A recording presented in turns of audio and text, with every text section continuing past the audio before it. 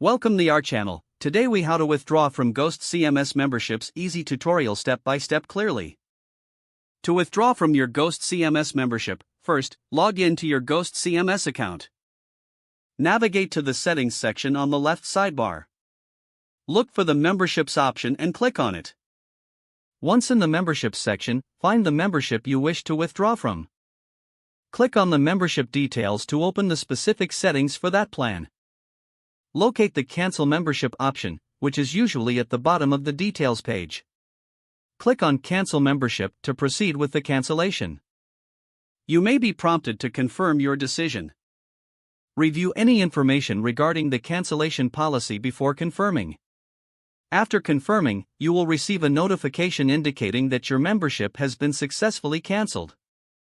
Be aware that access to the membership benefits will end at the next billing cycle. If you face any issues during the process, consult the Help Center for troubleshooting tips. Make sure to log out of your account once you have completed the cancellation.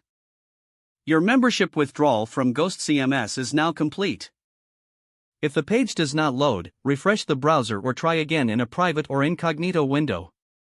Make sure you are using the correct email address, then retype it carefully to avoid small typos.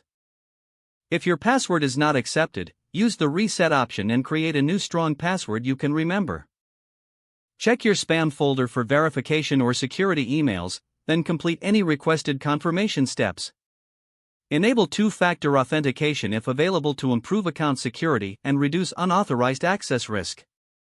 After signing in, review your profile details so your contact information and settings are accurate and current. If you see an error message, note it down and try again after restarting your device and internet connection.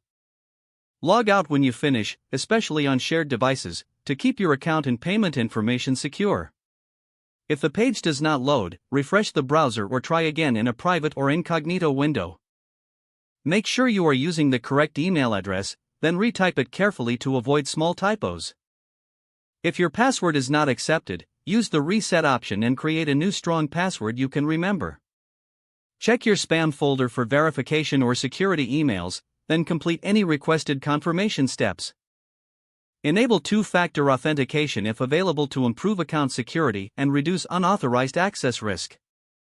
After signing in, review your profile details so your contact information and settings are accurate and current. Don't forget to like this video and subscribe to our channel for more step-by-step tech guides.